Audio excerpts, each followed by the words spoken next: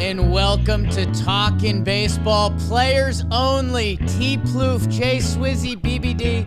We're fixing baseball. No, we're not actually. We're talking about a lot of baseball today. Yeah. Coffee.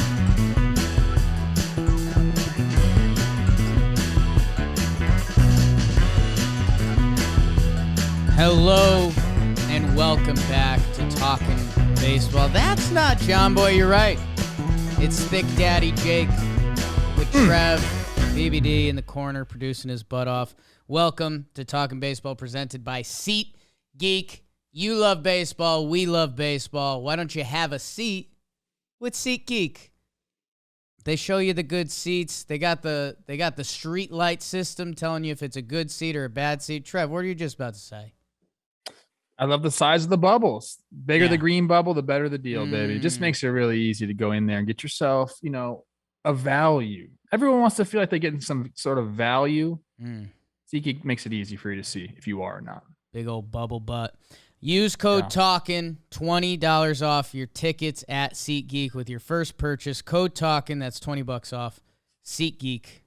Go check them out. Thanks, SeatGeek. Trev, I'm excited. We, a little bit of craziness today. John Boy Media, always something going on. Jamal, I'm a ding dong. Had to dip. Stuff going on, people. I don't think I can tell you more than that. Does it have to do something with Wef Wazos? I don't know. It doesn't. But imagine if it did. So it's me and Trev, our midweek topics episode. I think we're going to cover some hitting and pitching across the league. Trev, you want to dig back into the free agents a little bit and see who's thriving and who's not as much thriving as we say here. But Trevor Plouffe, how are you, my friend? Buyer's remorse is a real thing. Ooh. Sometimes you pay a lot for something and then you get home and you're like, maybe I didn't need this. Maybe I don't look as good in this shirt as I did in the store. The lighting was just right back then. So we'll just take a look at some of those. I think that's kind of what my topic will be. And you and I feel like throughout this episode, Jakey boy, and BBD as well, we'll go off on a few little walks, little tangents through the baseball sphere, see where we land. I mean, you're kind of a psychedelic kind of guy. Maybe we'll reach back into that brain of yours and just pick some of those ideas out, throw them to the people and see what happens. I love it. I'm buyer's remorse, Trev. I'm trying to, I was digging through my brain like the last time I had serious buyer's remorse. A couple of my Well-Dressed Wednesday fits, they were instant like, I'm only going to wear this once, huh? And I'm paying for this t-shirt that has a hole in it. So I'm trying. You got any big ones? Any big buyer's remorse? Did you ever have like a car you weren't into or something? Yeah, but I bought a G-Wagon when I was 18. Right after I signed. I went from I would have liked to know. I would like to know that, Trevor Plouffe. Yeah, I went from a Mercury Mystique to a G-Wagon. And, it was a really bad car. I didn't like it. I did have buyer's remorse on that. The windows never worked. They would shut off on me unexpectedly. But I also reaped some benefits. People thought I was cool because I had it, specifically the female species. But yeah, everyone's going to have it from time to time. But that doesn't mean it was a bad purchase. That's what I'm going to say. I like that. Yeah, that was I had a Chevy Cobalt I used to call the Brobalt. And two-door, windows rolled up and down. That was not a single. Jake struggled in that. Yeah, single Jake struggled in that car. But we live to fight on another day, you got to go through that. I think it's important, It's life, man.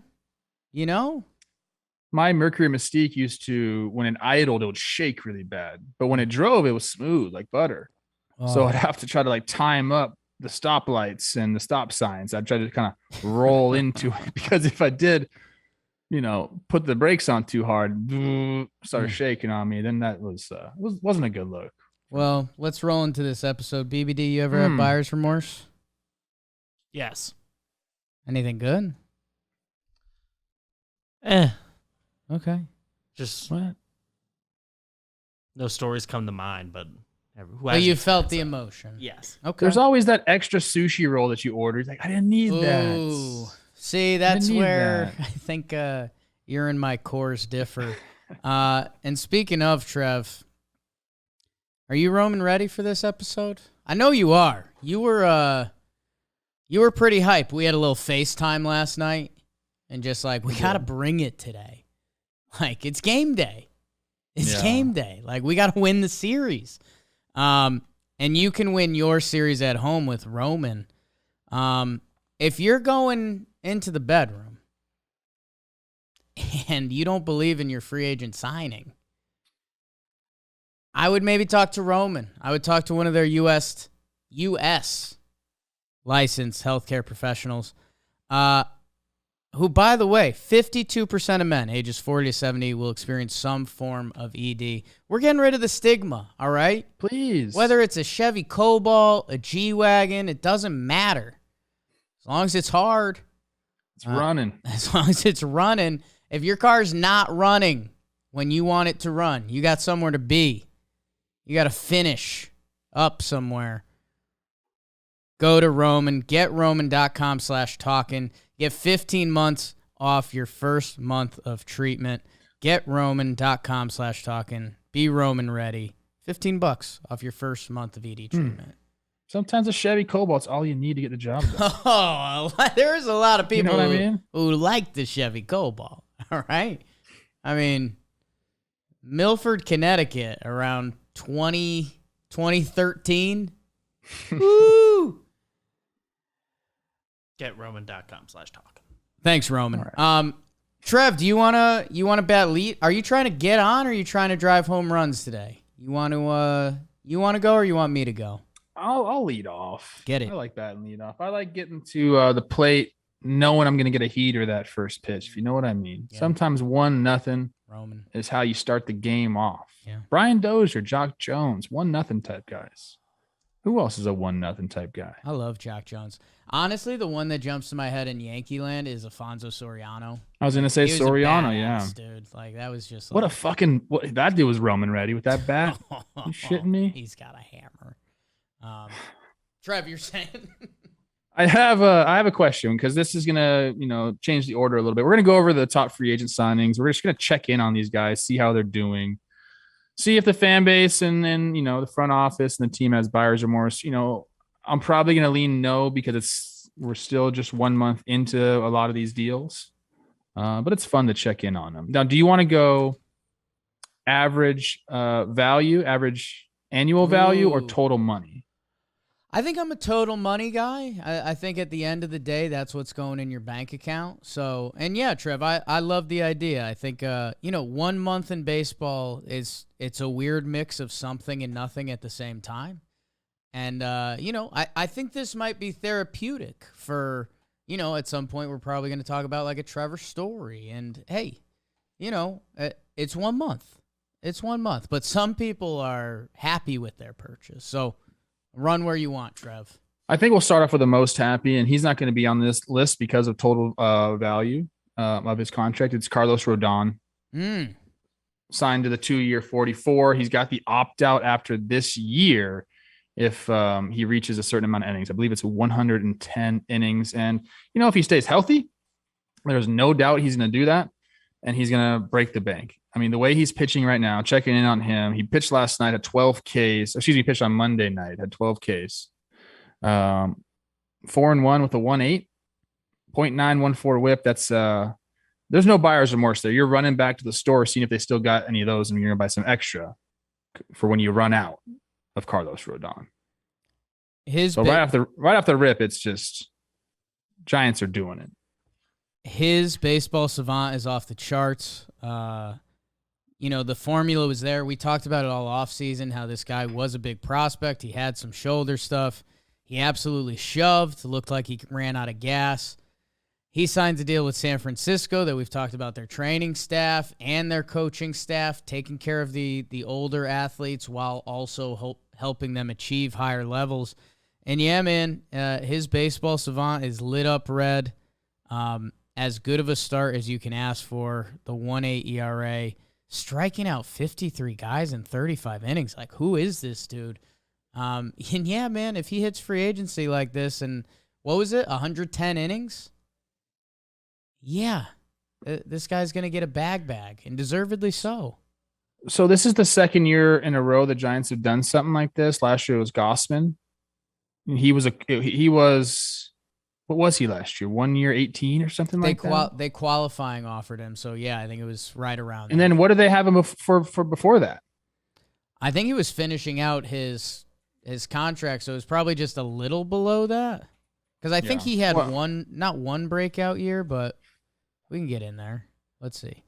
Gossman made off topic here a little bit, but Gossman $9 million in 2020, 18 in 2021. So yeah, he went from 9 to 18.9, and then he got the payday with Toronto. Got the bag, yeah.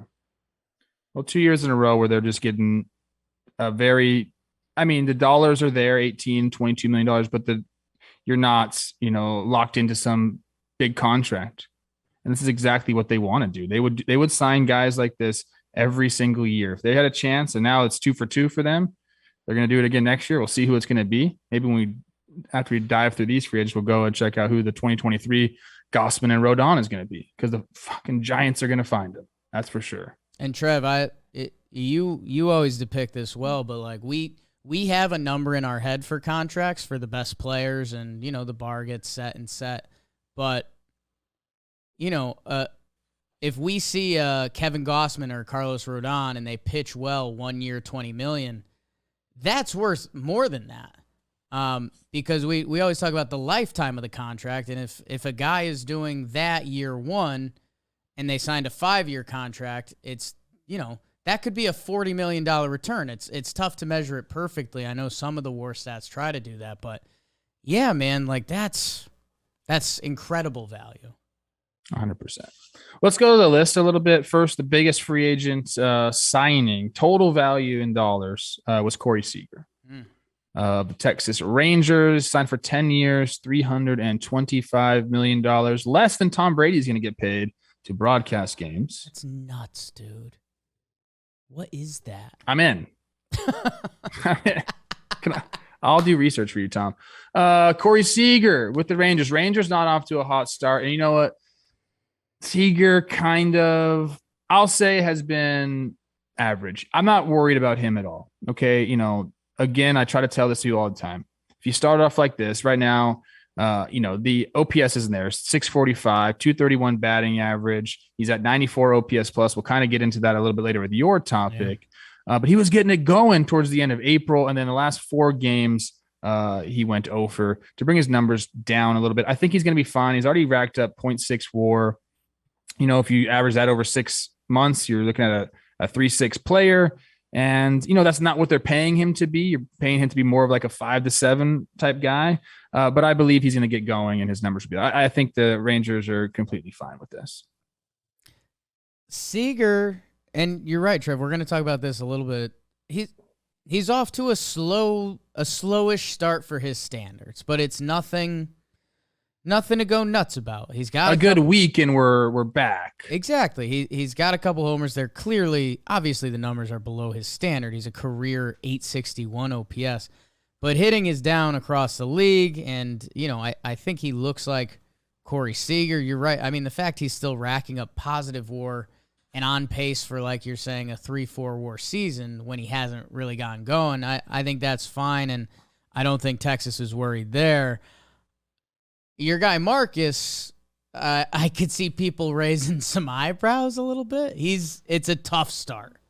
7 years, 25 a year gets to 175 M's. And Marcus has not played well to start the year. Do you have his page up?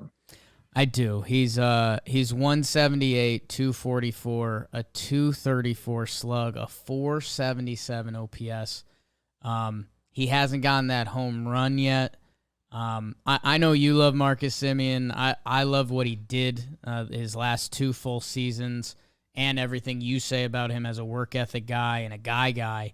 For me, it's got to be he's got to be feeling that new contract a little bit and seeing the 0 in the homer column. Like when Marcus Semien does hit his first homer, like I don't know if you do daily DraftKings stuff or whatever you do, but if you've watched baseball before, like when one happens, it feels like the gates will come off. But also, Trev, his career numbers are on a different level than a Semien. So buyer's remorse, you can't fully be there yet. It's 1 month of baseball, but you're asking questions.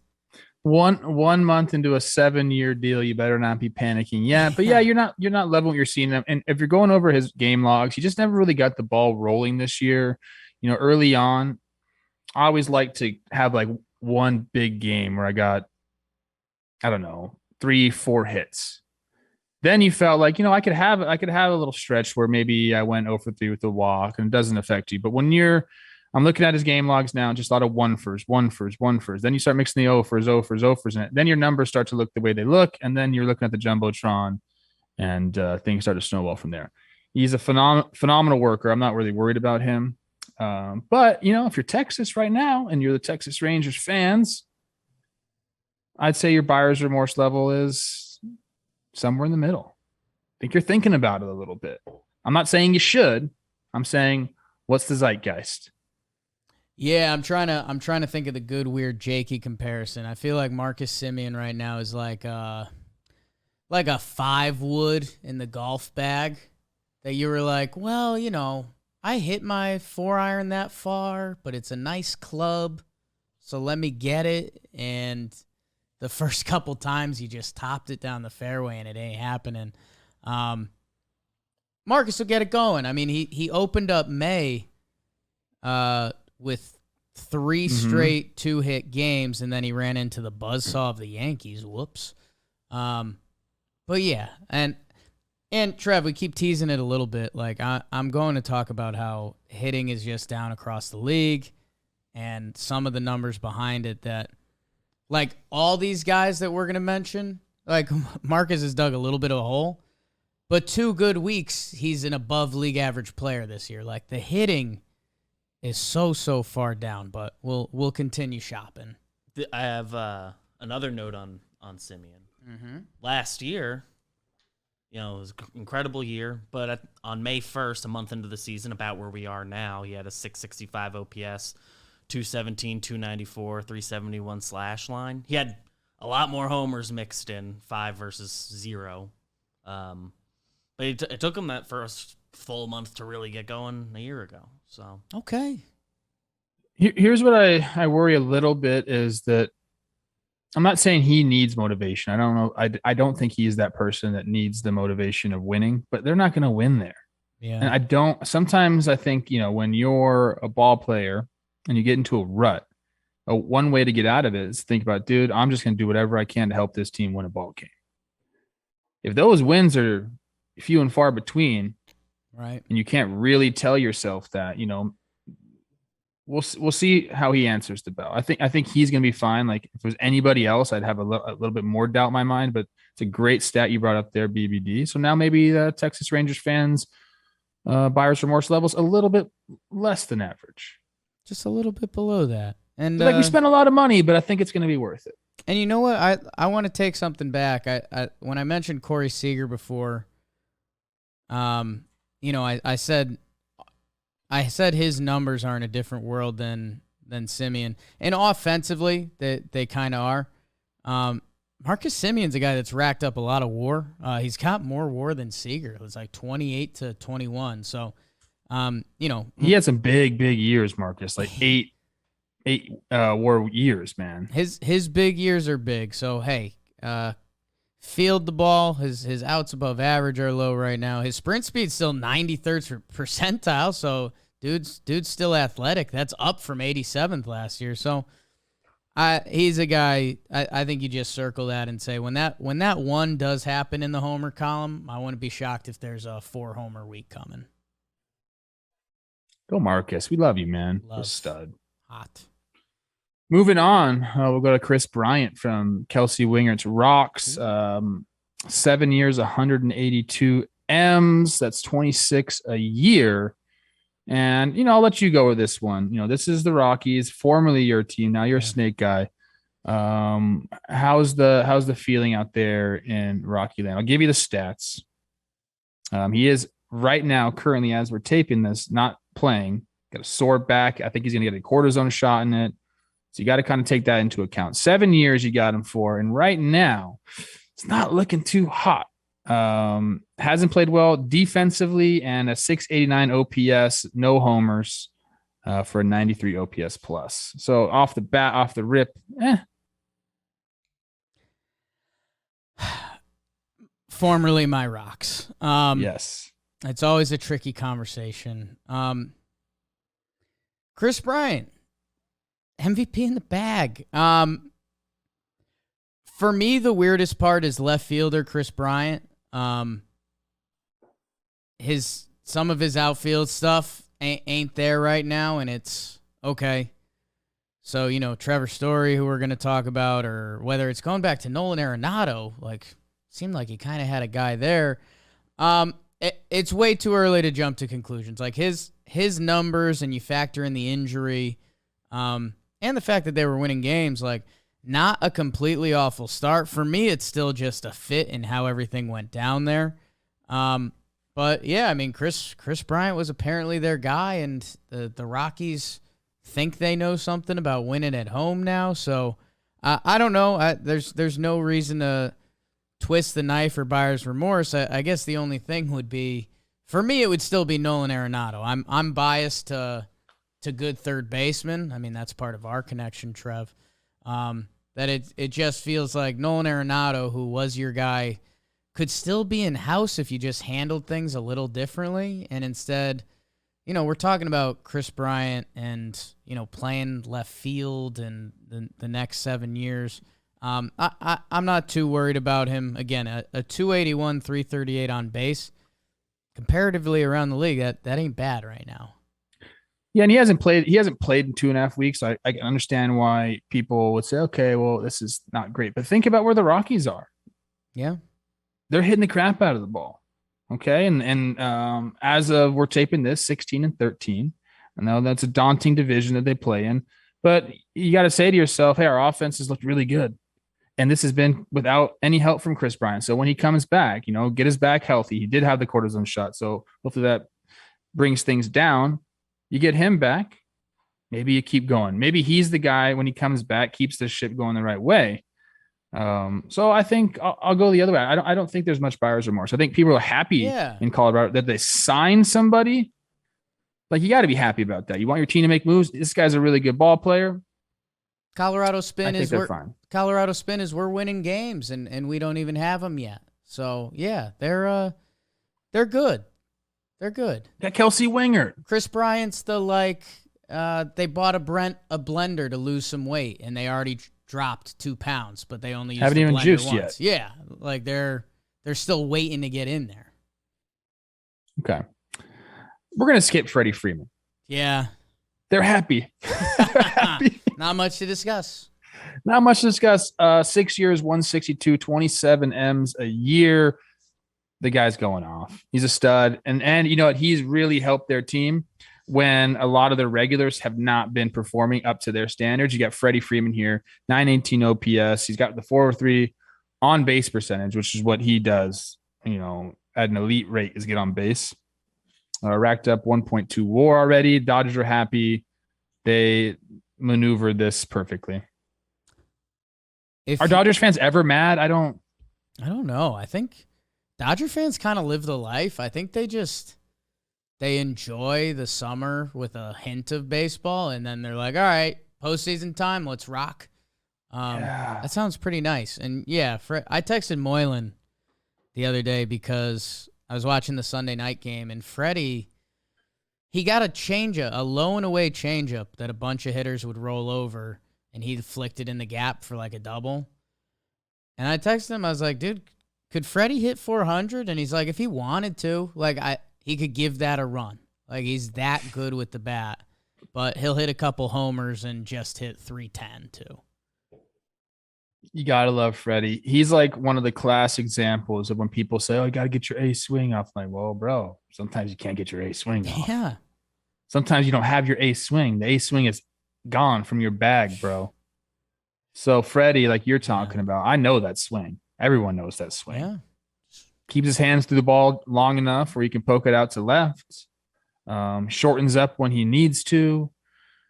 He just puts the barrel on the ball. And you know what, man? Like when you get done with baseball, you start to think about all these things that you could have done. It's so easy. I should have just done that.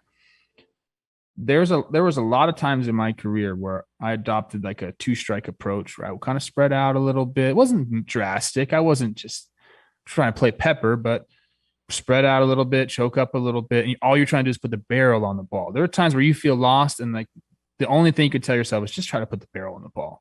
And there's a lot of times you do that. You hit some of the farthest home runs you ever hit. Yeah. It's a weird thing. And then you start to tell yourself, I could just do this all the time. And then you get away from it because you start to feel good again. And then you take your ace swing and you strike out a bunch. Freddie, he got all the swings in the bag. Love Freddie. Dodgers are happy. No buyer's remorse at all. You think 2 strikes choking up ever comes back? It's there. It's still here in the game. You have to watch. You got to watch the guys. They'll still do it. All this talk. No, man. I really don't believe it's a 3-out. Guys are not trying to hit home runs every time they go to the plate, contrary to what every single person says. Okay. You can't do it. The pitching is too good. You will be absolutely exposed.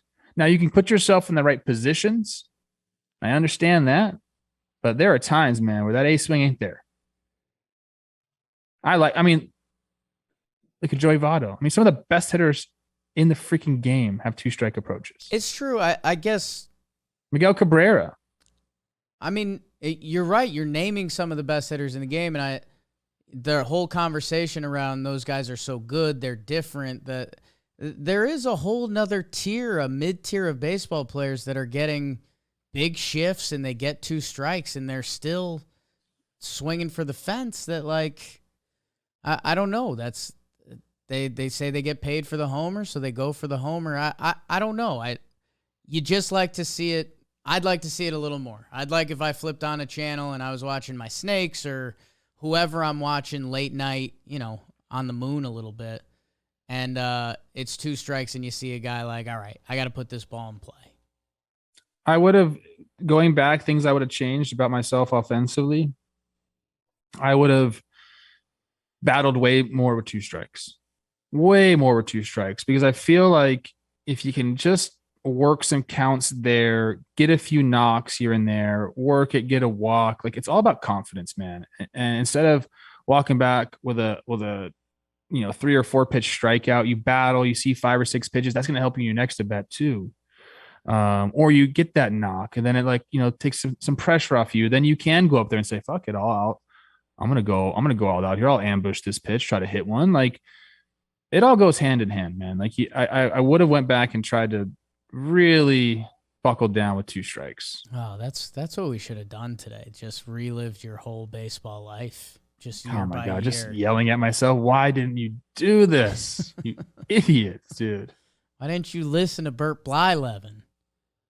Why didn't Josh Donaldson tell me anything while I was playing? God, I hate you, Josh. Hitting coach Josh Donaldson. Jeez, man. All right. Moving on down. Dodgers. Yeah, happy. They're happy. This is the guy that I think we'll want to talk about quite a bit here. We're talking about Trevor Story. Mm-hmm. Boston Red Sox get their guy, move him to second base because they got a shortstop. 140 M's over 6 years, 23.3 a year. Trevor Story has been not very good to start the year. Now, we had him on our show, and after we interviewed him, we don't do a lot of interviews anymore. Everyone knows that. But after we had him on the show, we're talking about, this free agency, and we're like, hey, man, can't wait for you to go somewhere. He didn't go anywhere. Do you think he's struggling more mentally than physically right now, like adjusting to Boston and kind of just going through that whole process was new for him? Or do you think it's just, early on and some things mechanically aren't right? Because right now, I'll give you the slash line, 276 on base, 545 OPS. He's got a 60 OPS plus, still hasn't hit a homer, -0.5 WAR. So it's been tough. my Red Sox fans, you guys obviously know better than me. I grew up with a lot of Red Sox fans. It feels like that whole lineup, except 3 dudes, have the itis right now. That like it's just not happening. And I don't know. There's something I very much believe in baseball that like there's some old baseball phrases that sound really dumb, but I think are very true. And like good hitting's contagious. Like that pass the baton feeling. Like I think that's a very real thing. I don't know how you bottle it, and yeah, it matters who you are. Like if Bogarts and Devers double and they pass me the twig, it doesn't mean I'm gonna get a hit. But like when your offense is wired that way, it's a feeling. And right now, it just sounds like Boston's offense is just a mess. They're trying to figure out everything around Devers, Bogarts, and JD, and it's all a mess, whether it's Story or Kike or Doogie or whoever it is, Bobby Dahlbeck. That I'll be honest, I don't really know what to do with this because I wanted the Yankees to get Trevor Story. I thought he could be their solution at shortstop. I guess I didn't look too far into the arm stuff because I know that's still a conversation. But the other thing that's kind of looming, Trevin, we'll see how things go in Boston. They've dug a legitimate hole. This isn't Jake the Yankees fan being like, oh, the Red Sox. Like, no, they dug a hole. They're like 10 games back. I don't know what you do with Trevor's Story. You run him out there. What are you else going to do, bro? You have to. But I guess the other thing that's lurking in this, Trev, is the Xander Bogaerts part where he's in the last year of his deal. And they're talking about, well, if Story builds up and looks good, is he the Bogaerts replacement? If the ship sank and they're out of it by the deadline, I don't know. A lot of those conversations get really weird. You're obviously not punting on Trevor Story after a bad month and a month where the league wasn't hitting a lot. I don't know. I don't know. I believe in talent. His sprint speed is still a high level. He's got max exit velo. Everything else is down. But yeah, I mean, do I think he's feeling a little more pressure playing in a market like Boston with a big boy contract than being in Colorado where he became the superstar he is? Yeah, absolutely. I'm not worried yet. I understand how you could be absolutely frustrated as a Red Sox fan because some of the things that he's doing are just tough to watch. You know, he's swinging and missing a lot. Yeah. His whiff rate is up to his career whiff rate. And I think some of the at-bats that I've seen him have, a lot of the pitchers are just kind of nibbling and making him try to chase the ball. And when you're in a rut like he is, you're trying to dig yourself out and guys aren't giving you good pitches to hit and they're kind of nibbling and you're trying to press and do things. It's the snowball effect. So, you know, how are you going to get out of a slump? I mean, we talk about Joey Votto's freaking quote about a baseball slump, about as good as you can do. You know, feels like you're in a labyrinth. You're all by yourself. You get out the labyrinth only to find it leads to another labyrinth. It's just how it is. So he's feeling alone. He wants to get out of it himself. But the way you get out of a slump is seeing more pitches, working more counts, letting the ball, like it sounds stupid and old school, but like letting the ball travel like a lot and like getting jammed and beat. Miguel Cabrera told me that. Like when you are struggling, like you just have to let the ball get as deep as possible. You are going to get jammed at some points, but like it's what you have to do. So mechanically, I think there are some things that he might have to work on getting back on time because when he is swinging, he's whiffing. That tells me he's in between pitches.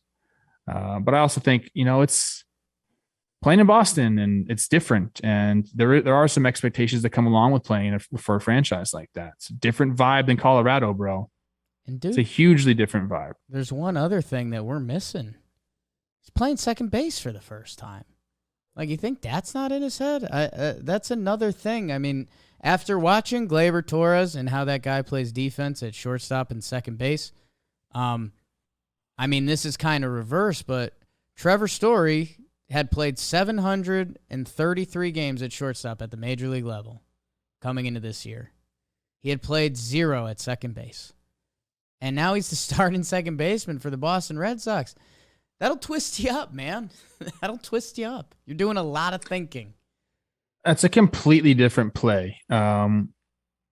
Second base, everything's basically reversed. Turning a double play, going from shortstop to second base is very difficult. Even just starting the double play, the way that you have to go the opposite way that you're used to at shortstop, everything moves to your glove side at shortstop. All your plays are that way. Second baseman, it's not that way. I mean, the throw for a double play is completely different.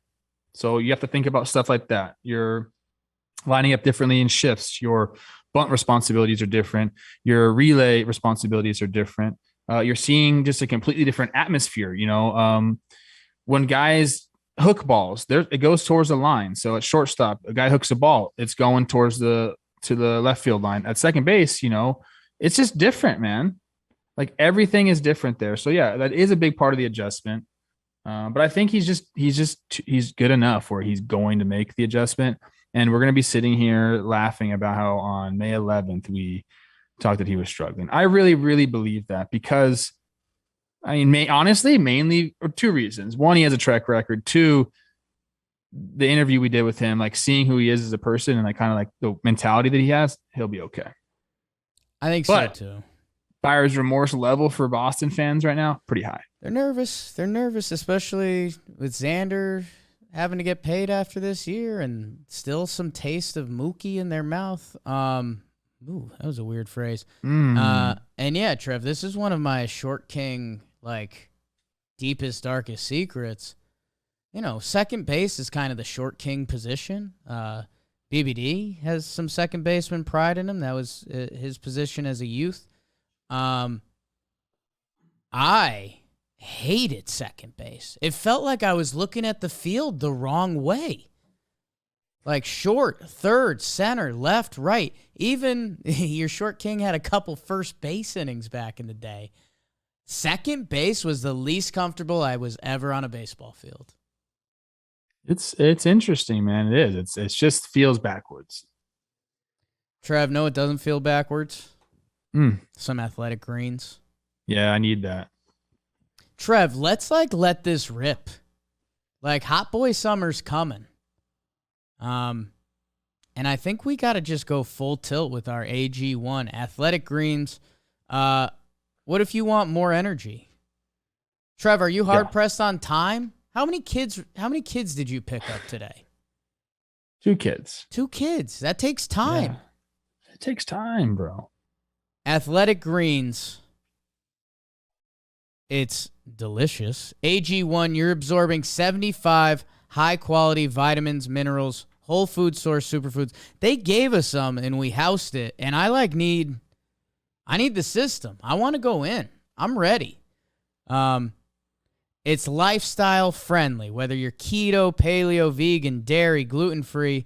Athletic Greens uses the best of the best products based on latest science with constant product iterations and third-party testing.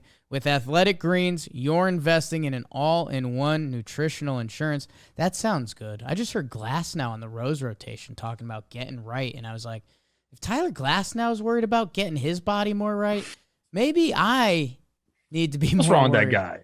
I love him. He's a chill out, all right? I love him. His body's too nice. I think it's too nice. Like, girls don't even like it. It's too nice. 1,000%. To make it easy, Athletic Greens is going to give you a free 1-year supply of their immune-supporting vitamin D and 5 free travel packs with your first purchase. All you have to do is visit athleticgreens.com/baseball. Again, that's athleticgreens.com/baseball. Take ownership over your health and pick up the ultimate daily nutritional insurance. Thanks, Athletic Greens. Go check them out. Yeah, Glasnow was talking about like feeling better and recovering, and I was like, God damn it, dude. Like, the guy wakes up and feels great every single day. He feels really good. Like comparatively, like relatively speaking to like probably how I feel when I wake up. Like it's like he's getting off and like on a magic carpet or something, just floating around. And I'm like lugging some rock behind me or something. You know what I mean? That's how I feel when I wake up in the morning. If Tyler Glasnow woke up in my body, he would just like slap himself till he was bleeding in the face. Like, wake up, wake up. Talks about how much he likes to feel good. Yeah. He wouldn't enjoy God, this. I like that too. He'd be like, man, Jake, my eyes are a little groggy. Okay. Let me run through a few more guys. Yeah, give me a couple more. I think we don't need to really go over a lot. And then I'm going to go to one last guy, which is a segue perfect into your topic. Perfect. The biggest average salary this year is Max Scherzer at 43.3 M's. No buyer's remorse whatsoever. Yeah. He's totally changed the clubhouse culture there. He's pitched his ass off. Max Scherzer, Met fans, you are happy. Uncle Stevie did you right.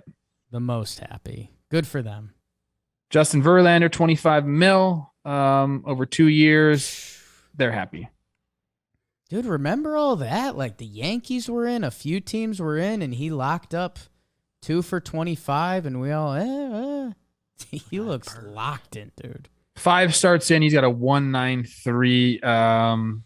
Yeah, they're happy. No buyer's remorse there whatsoever. One more. We'll go to Carlos Correa of my Twins, who got him on the deal. It's 35.1 average. He has the opt-out after this year. It's probably going to happen, I'd imagine.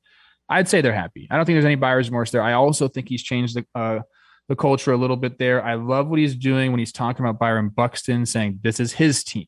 He didn't come in there and say, hey, this is my team. He said, this is Buck's team, and I'm here to help. And I like that mentality. I mean, probably because he knows he's not going to be there. Although there are reports saying that he's looking to stay there. Don't know how much I believe those reports. But I don't think there's any buyer's remorse there either. I know he was close, to the IL, but with the hand thing, but he's okay. So one of my close friends. I think they put him on. He's on. Did they put him on? I think like an hour ago. Yeah. Oh, live reaction. Live Boo. reaction. One happy. One of my close friends, Trev, you mentioned staying in Minnesota. I saw him hanging out at Joe Mauer's spot last summer, and it looked like a nice place to live if you got Carlos Correa's type of money. So maybe he gets comfy there. And yeah, Carlos Correa, the stats don't look pretty. 111 OPS plus, like while being banged up. So yeah, no remorse. He's kind of like he's house money right now. They did just put him on. Damn. He'll be back. He'll be back. I don't think it's anything big. I hope not. What are they saying right here? Retroactive to May 6th, finger contusion. Okay. So that's he can come back. Get him right. He's going to miss the series with the Astros, but it's okay. Oh, that's kind of funny. So here's the guy I want to talk about, then we'll go into your thing. Javier Baez. Now he signed for 6 years, 140, 23.3 a year. And he's another guy, kind of a culture changer, I believe. 284 OBP, 382 sluggy for a 666. Look out, Satan. OPS for the 101 OPS plus. So he has been 1% above league average. Offensively, you know what he brings defensively as well. Tigers not off to a great start. Still think they're pretty happy with this signing. Jake? This is one that I would deflect to Tiger fans a little bit. The numbers are telling an interesting story, and I think you're right. My story that I will tell, hopefully if there are Tiger fans mad at El Mago, you're right. Like, this start is fine comparatively across the league, and I think the Detroit Tigers have a lot other problems other than Javy Baez right now. Their offense as a whole hasn't been clicking. They're 29th in OPS. They're 30th in homers. They're 29th in stolen bases. So you start reading some of that and you start finger pointing a little bit. But no, I think they, Javy Baez has been like the third best hitter on their team. So I think you're right. I think they're fine with him. Someone might have to research this. What is going on in Detroit? Like, have they just played freezing cold games? They have 11 homers on the year. 1, tough place to hit. 2, freezing cold during April and early May, no doubt about it. They have 3 guys that have multiple home runs on the year. Yeah, and it's not like they'd have a bunch of like Punch and Judy guys either. I mean, Spencer Torkelson's supposed to be one of the premier power hitters in the game right now. I mean, at least that's what his billing is. He's got 3 home runs. He leads the team. Javy Baez 2, and then Candelario with 2. But Badu, they just sent him down. He was not doing well. Miggy's working his way through, his last few years here. Scope, man, those numbers. That's really tough. Robbie Grossman, has kind of been, he's been above average. We could talk about that in a little bit. But as far as Javy, I think he's shown enough at, $23 million, obviously is a lot of money. But for a guy that you can kind of count on he's going to be one of the faces of your franchise, especially when Miggy goes. I think that he'll establish himself as that. A couple years left in his prime. I would say he's got about four years left in his prime where he can go do it defensively as well. I think you're fine with it. The season's been disappointing, but I don't think Javy Baez is the reason it's been disappointing. No, go look at that Tigers stat page. Holy smokes! They've had some injuries to their pitching as well, and it just hasn't been their year at all.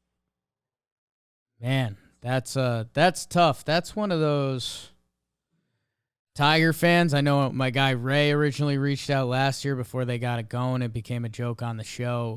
I guess reach out some more and let me know. Has it just been tough? I guess it looks like their bullpen's been pretty good, so I guess you could hang your hat on that a little bit. But, I mean, they're also 8-20 right now, and the Baseball Reference page agrees with that. Well, I saw Pineda pitch on Monday. Says he's 6'7", 280. I think we might have to check that. He's a big boy. That's a big boy out on that mound. If you want to get John Boy going, you know what? This'll pick everyone's day up tomorrow. Tweet at John Boy and say, hey, could you post a little video describing Michael Pineda's body? Because it's really a wonder of the world to him. And yeah, big Mike. Hey, 21 innings, 3.43 ERA. Let's go, Big Mike. He's not the problem. Oh, man. We don't body shame here. We don't body shame. So, Javy Baez, we talked about the Devil's OPS he's got. Yeah. Right? Yeah. Segues perfectly into your topic here. You want to talk about league offense and how it's been down. So that 666 OPS, typically you think, hey, not very good. You got to put a 7 on it. You got to turn 7 with me if you want to be like close to league average. Well, no.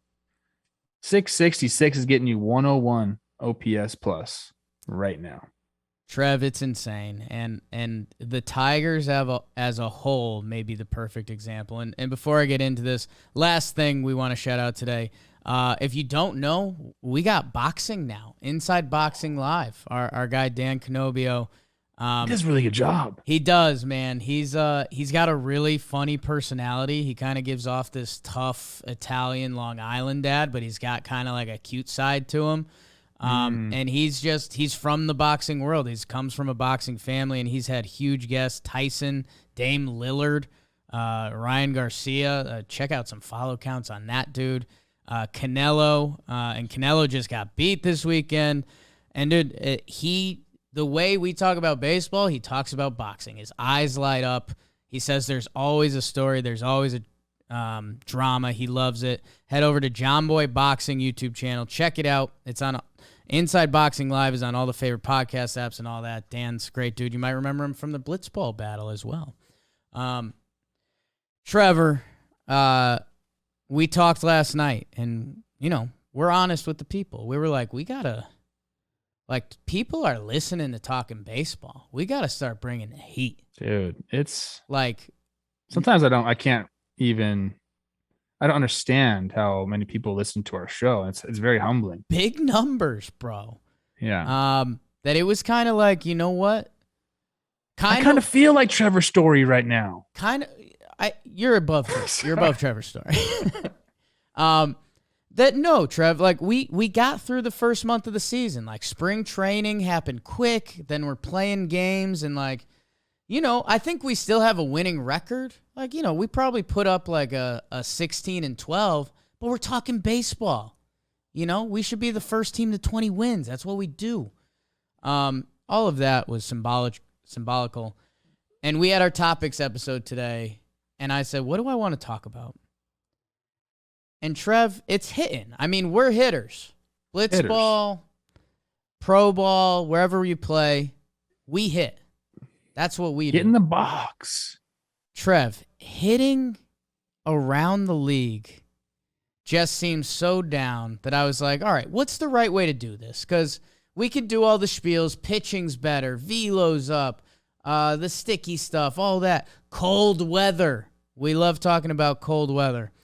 I sent something over to you guys at 8:07 a.m. I think the pre-workout was kicking in pretty hard because I was at the gym.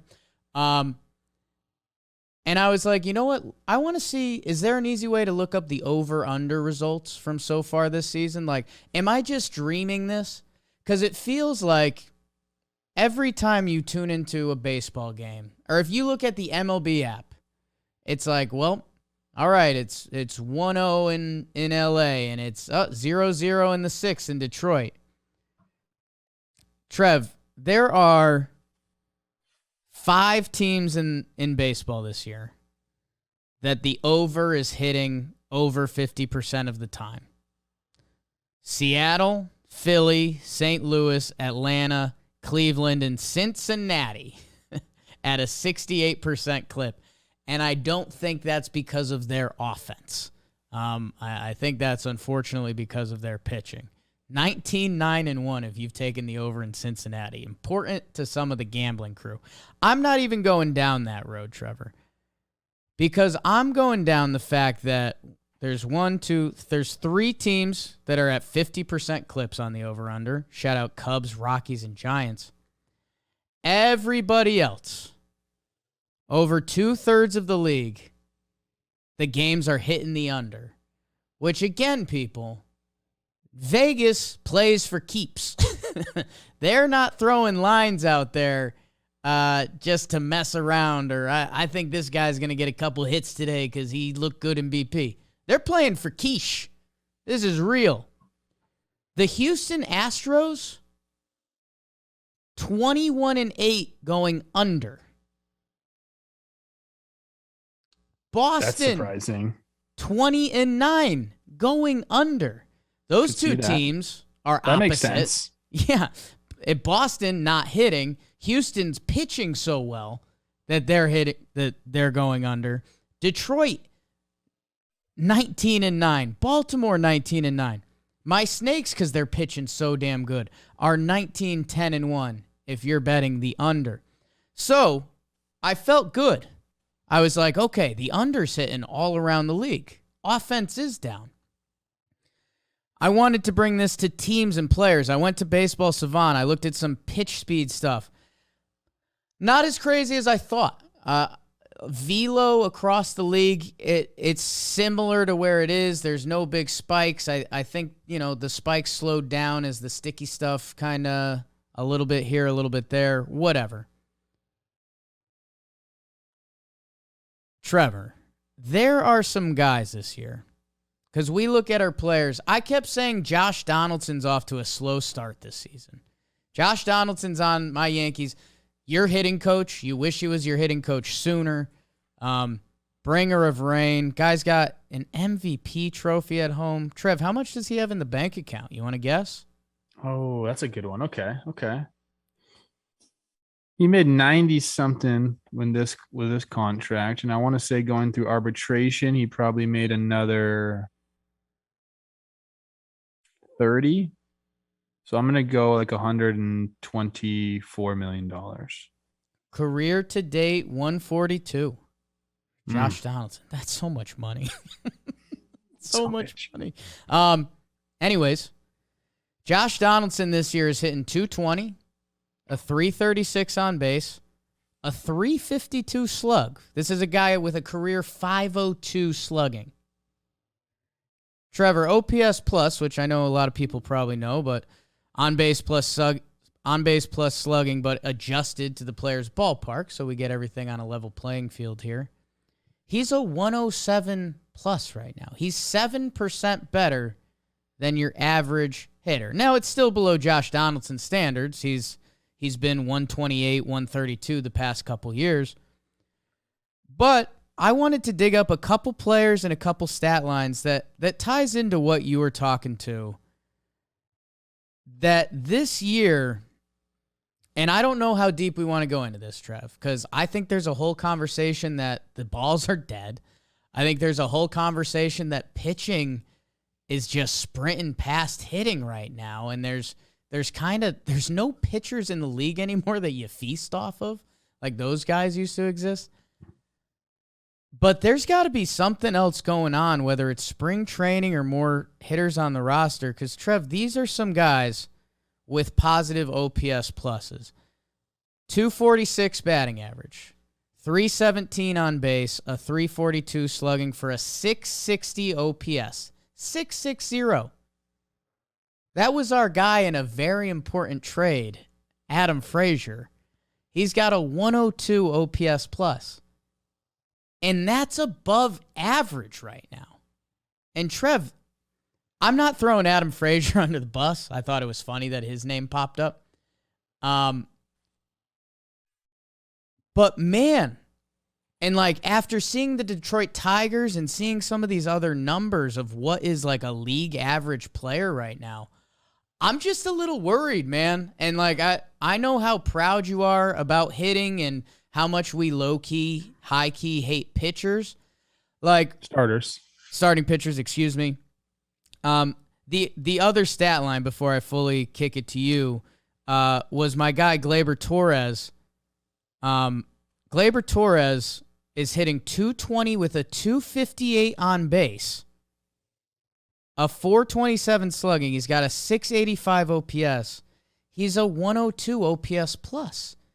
He's above average league hitter with a 220 batting average and a 258 on base. Trev, it just doesn't feel right. It doesn't all add up. And I don't even know where to go next with it. I sent some weird DMs to Eno Saris this morning. Where is your brain at? I don't know if it's hitting in general or just to start the year or what, but it's not good, man. I have an article up here, and I'm going to start with saying that I don't like the offense being down. I don't think it makes for a better game. I think everyone can kind of agree on that. We've touched on a couple of different reasons why I think it is so. The technology the pitchers have right now is just far and above better than what hitters have, and they're able to use it at a much quicker pace than what hitters can do, and mostly because they control the variables. I mean, these guys are the ones that have the ball in their hand, and it's up to the hitters to adjust. And when you have a group that just has better tools, faster tools, I mean, they're going to come out on top. Dude, in any facet of life, basically. So that's one big reason. I think that the hitters have to find some way to adjust to that. Don't know what it is. This one dude keeps sending me this pitching machine that you can recreate pitches. I don't give a shit about that because there's no arm on the thing. So go ahead and get your timing off of that. Good luck. I don't know what hitters can do. As far as the tech, I have no clue. The only thing I can think about is VR, and it has to be so dialed in. I know there's a few stories around the league about these foam ball machines, and that's kind of what hitters are trying to do now.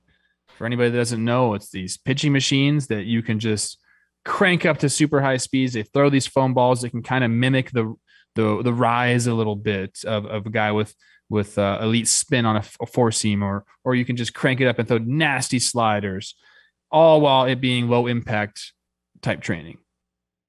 Because when you do that with a regular ball, you can take and train your eyes, but if you want to put a swing on something, one bad swing can just jar you, and you just want to get out of the cage as quick as possible. So I think that's smart. So, that's one thing. Training the eyes is big for hitters, and maybe we start doing that more. I don't know. I think mainly the baseballs are just not what they used to be.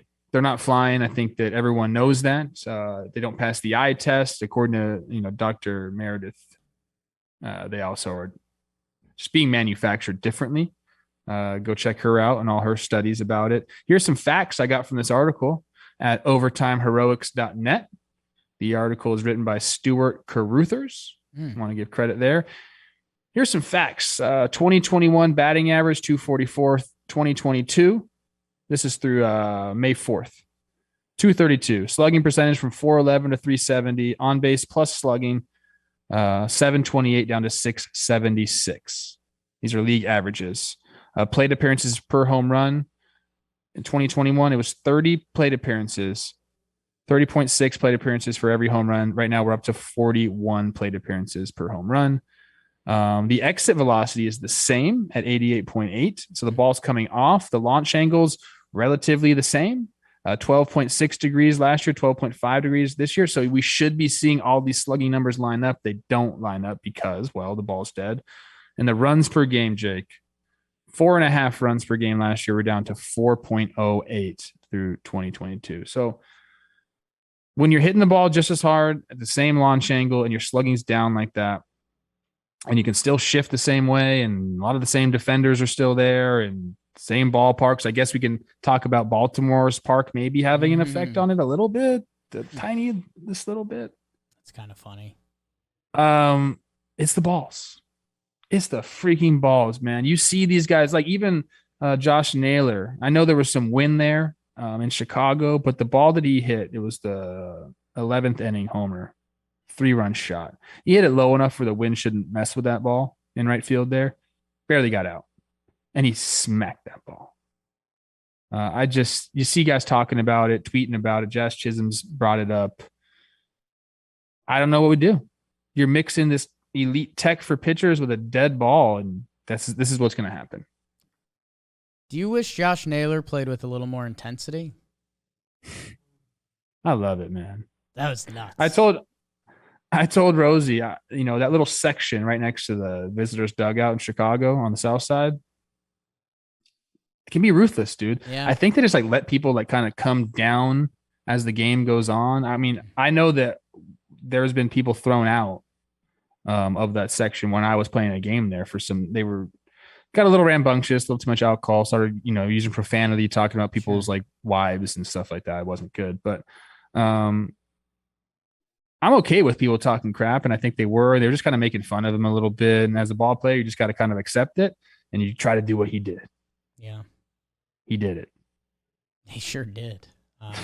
Josh Naylor, he's got a little bit of that Story Ellie build to him, thick in the right places.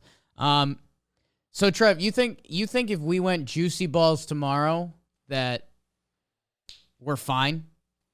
Like that's the difference maker right now? Yeah, probably. Yeah, I think so. I think still, you're going to see strikeouts up. I mean, they've been rising year after year after year for quite some time.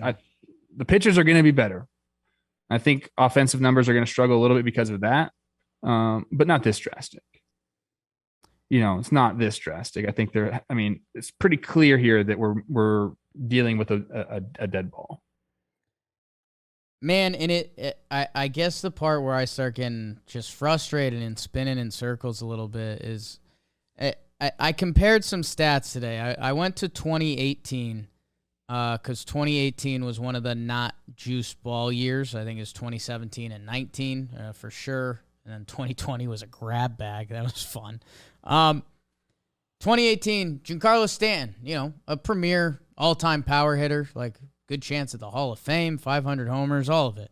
It was his first year with the Yankees, so he was kind of learning the league, but he looked like Giancarlo Stanton for the most part. 38 homers, 266, 343, a 509 slugging, 852 OPS. He was a 130 OPS plus. 130, so he's 30% better than your league average hitter. Kind of adds up, right? Dude's a freak. Right now, this year, DJ LeMahieu, a very different type of ball player. And hey, we've had a lot of talks about DJ LeMahieu in his own right. 283, 359, a 402 slugging. He's a 129 OPS plus, a 761 OPS. And he's 29% better than your average league hitter. And it's just, people love offense. Look at the NBA right now. Look at the 3-point shots. Look at the NFL and look at a Chiefs game or a Chargers game, and when they're the Bills, that Bills-Chiefs game, it's offense. The analytics and everything the sport is doing is pushing towards offense, where baseball, it kind of felt that way with the juice balls. Like, oh, okay, baseball's got some juicy balls. That's going to be some offense. With the pitching technology and where the baseballs are at, it's just not right, and it's not good for the game. Like, there are too many nights when I look at the scoreboard, and these pitchers are too good. That if you're giving them this ball, that, yeah, you're going to look up in the 5th inning and it's 0-0, and then we're kicking it to guys in the bullpen that throw 97. Like, it's not great for the sport. I'm interested to see. If I had to bet on it, I would not be surprised if there is a moment this season where one of our midweek episodes is like, well, the Juicies are back. Like, I 1,000% think that's going to happen. And I also think that's the most ridiculous thing in the world. Like, what are we doing? And then they're going to say, oh, it's just the weather. It was too cold in April. The balls don't fly. Got hot. Balls are going now. Limited spring training. Guys are finally seeing the ball. And you know what? A lot of that could be a factor. Last year, the numbers through April were, kind of not where they are now. This article also references that if you want to talk about it. But that was sticky stuff season, no? Like prime sticky stuff season? They're not as drastic. I'm just saying through April last year, everything was still up. Batting average was the same. Slugging was up 20 points. Obviously, OPS was up 20 points. Runs were still 4 1/3 a game, and the plate appearances were still down per homer. So not as drastic as a season total. So it does make me think that we're going to have some better offensive numbers as the weather warms up. But until they change the balls, and they can, like you said, like we know that there have been different years used, different balls constructed and manufactured in different years used in one season. So you're going to have, it was like a mixed bag type of thing. Right now, it seems that we've gotten one ball, a consistent ball. It's just dead. Ian Happ is even quoted in here saying that it's for sure the ball. This is coming from the Compound Podcast. Go check that out. Ian Happ, Dakota Mex, and Zach Short with Tom Prizeman as the producer there. Look at that. Quote from Ian from his podcast. Yeah, there's dead balls. We were in Atlanta. I watched some guys hit some balls in the 107s, 109s, 105s, outs, all outs, and the ball flies there.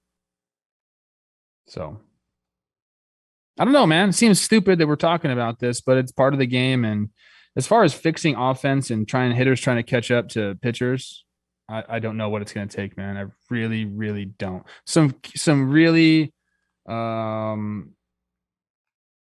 don't know what you want to call it, quirky or maybe some futuristic, some combination of those two type of training methods. It's something that's not out there right now that's going to help combat what pitchers have, because for them to be able to make up pitches out of thin air now kind of is scary, man. And they can zig when they see hitters zagging so quickly now, instead of vertical drop on pitches, now everyone wants horizontal stuff because hitters were adjusting to the vertical stuff.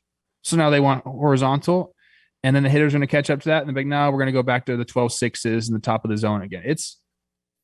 It's a chess match, and it seems like the pitchers kind of like have way more pieces to lose. Does that make any sense? No, chess that's just I was hunting for a weird Jake one, and I was worried when you got to chess, but you described it right. Like it's a chess game if like the hitters had no knights or bishops. Yeah. and they were just going out there and like, fuck it, bro, we'll try. Yeah, all right, get out there, pawns. Trev, I'm not ready to die on this hill, but it's a thought I've had multiple times. Do you know when they made the distance to the plate 60 feet 6 inches? Like what year? I don't. Long time ago. 1893. 18, yeah. Hey. No, stop. I don't even want to hear you. Trev, I haven't done enough research. I'm not on this hill yet. But guess what they weren't doing in 1893? Throwing 80 miles per hour.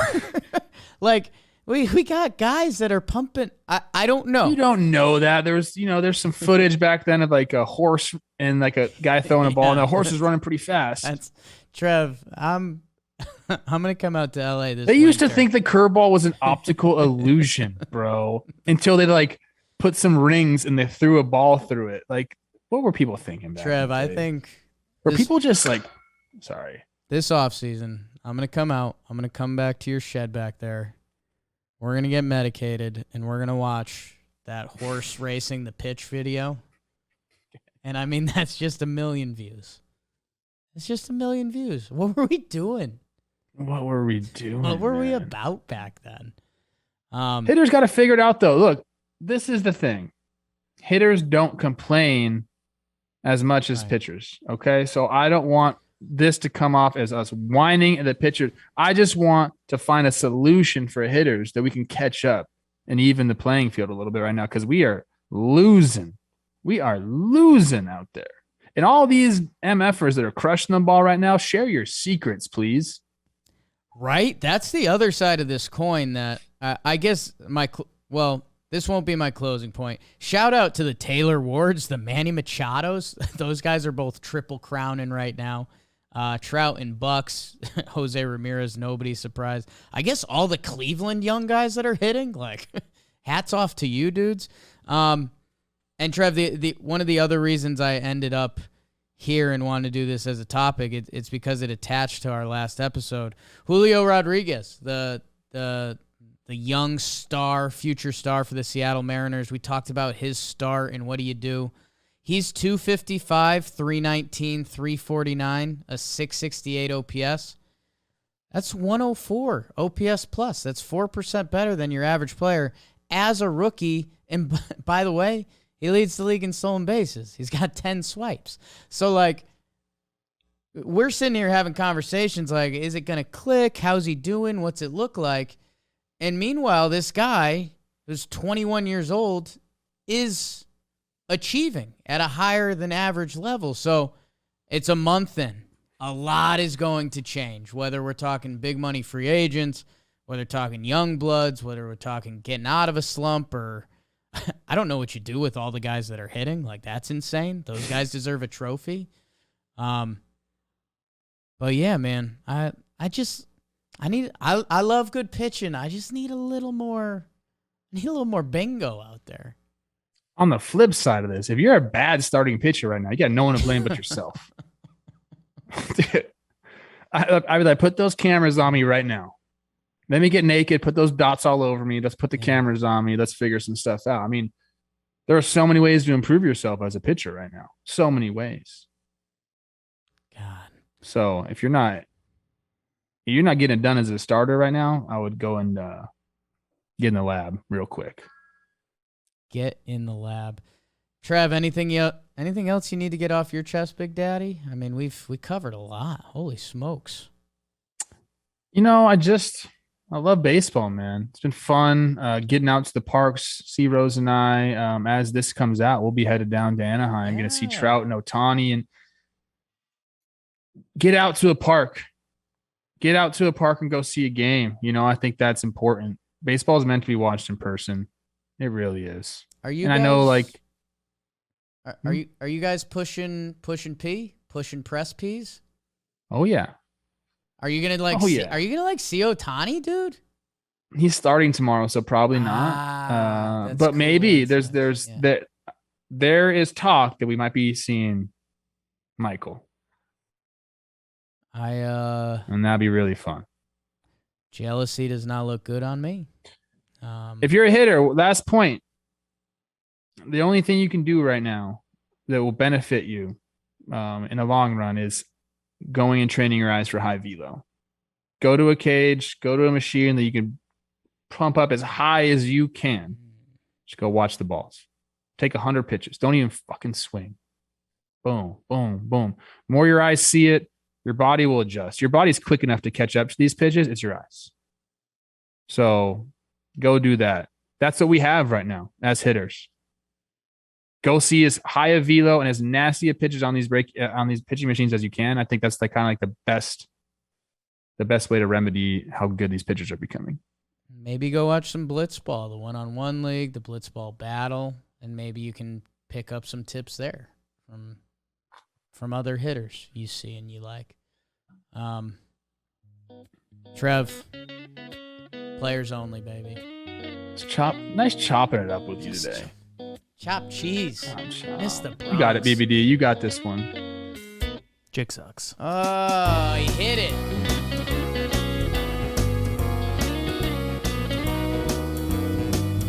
Ask John Boy for that Michael Pineda body vid.